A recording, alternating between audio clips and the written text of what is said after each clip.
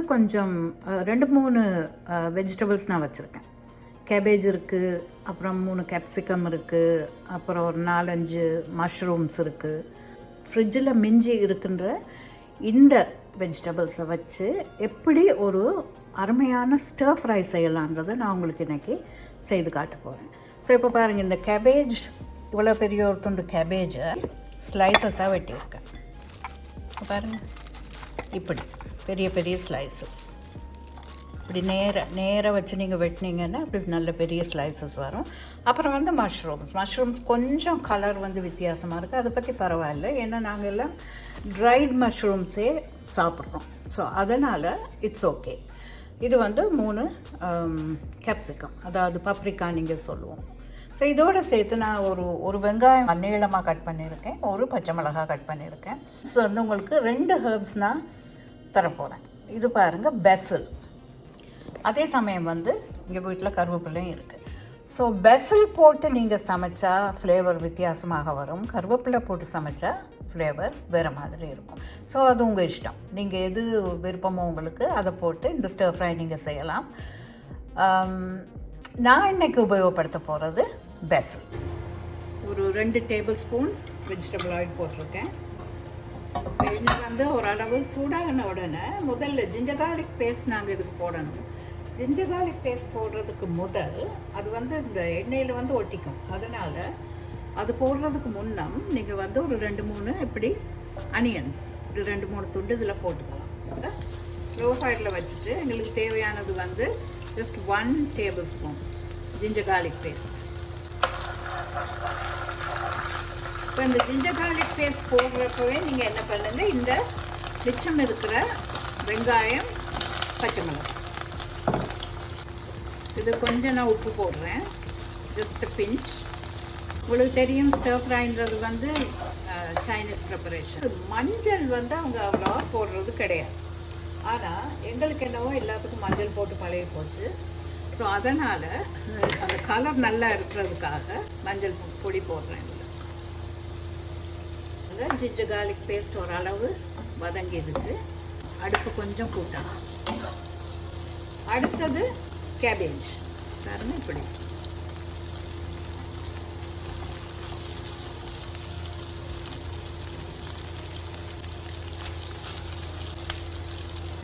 கொஞ்சமாக அந்த கேபேஜுக்கு தேவையான உப்பு அங்கே தேவைப்படுது. இந்த கேபேஜ் வேகிறதுக்காக கொஞ்சமாக தண்ணி தெளிக்கிறேன். அது தண்ணியை தெளிச்சுட்டு அதனால் இப்படி மூடி விட்டுறாங்க. மூடி விட்டு கொஞ்சம் ஸ்லோ ஃபயரில் வைக்கணும். ஸோ அது வந்து அது ஒரு மாதிரி அந்த கேபேஜ் வந்து ஸ்டீம் ஆகணும். இப்போ கொஞ்சம் திறந்து பார்க்கலாம். பாருங்கள், சீக்கிரமாகவே சாஃப்டாக வருது. ஸ்டர் ஃப்ரை வந்து ஹை ஹீட்டில் தான் பண்ணணும். ஸோ அந்த கேபேஜ் வேகிறதுக்காக நான் வந்து ஹீட்டை குறைச்சேன். இப்போ வந்து ஹீட்டை இன்னொரு தடவை நான் அடுப்பை வந்து கூட்டி இருக்கிறேன். It's a very healthy recipe. Actually wait loose பண்ணுறவங்க இந்த மாதிரி செய்து சாப்பிடுங்க. பப்ரிக்கா போடுறதுக்கு முன்னம் அந்த பப்ரிக்காவில் கொஞ்சம் உப்பு போட்டுருங்க, இல்லைன்னா அதில் பிடிக்காது.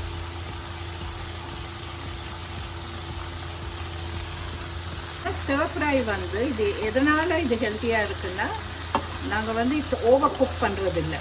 மஷ்ரூம்ஸை போடுறோம். மஷ்ரூம்ஸுக்கு நீங்கள் உப்பு போட வேணாம், ஏன்னா மஷ்ரூம் வந்து இதில் ஆல்ரெடி இருக்கிற உப்பை வந்து நல்லா இழுத்து எடுக்கும். ஸோ மஷ்ரூம்ஸுக்கு உப்பு வேணாம். லோ ஜிஐ வெஜிடபிள் தான் கேபேஜ். அதே சமயம் மஷ்ரூமில் வந்து நிறைய ப்ரோட்டீன் இருக்குது. ஸோ வெஜிடேரியன்ஸுக்கு இது ஒரு ஐடியல் ரெசிபி. அடுத்து நான் இதில் சேர்க்க போகிறது வந்து ஒரு தக்காளி. இப்போ இதில் எல்லாமே நாங்கள் பெருசாக நீளமாக வெட்டியிருக்கிறபடியாக தக்காளியும் வந்து நீளமாகவே வெட்டியிருக்கேன், கொஞ்சம் பெருசாகவே வெட்டியிருக்கேன்.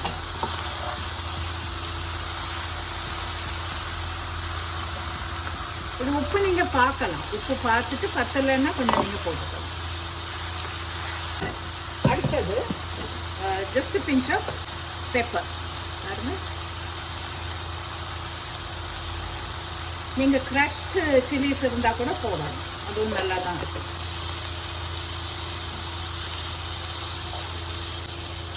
சோயா சாஸ் வந்து ஒரு 1 டேபிள் ஸ்பூன் நீங்கள் சேர்க்கலாம்.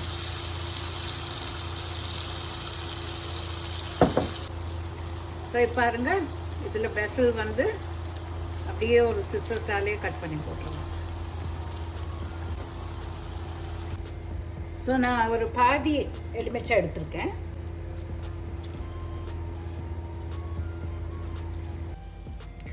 ஓகே பாருங்கள், ஒரு ஹெல்த்தி டிஷ் ரெடி ஆயிருச்சு. இது வந்து நீங்கள் ஒரு ஸ்லைஸ் ப்ரெட்டோடு சாப்பிடலாம், ஒரு பன்னோடு சாப்பிடலாம். டின்னருக்கு வந்து இது ஐடியல். எல்லோரும் ட்ரை பண்ணி பாருங்கள், உங்களுக்கு நிச்சயமாக இது பிடிக்கும். இன்னொரு அருமையான ரெசிபியோடு நான் உங்களை சந்திக்கிறேன். தேங்க்யூ.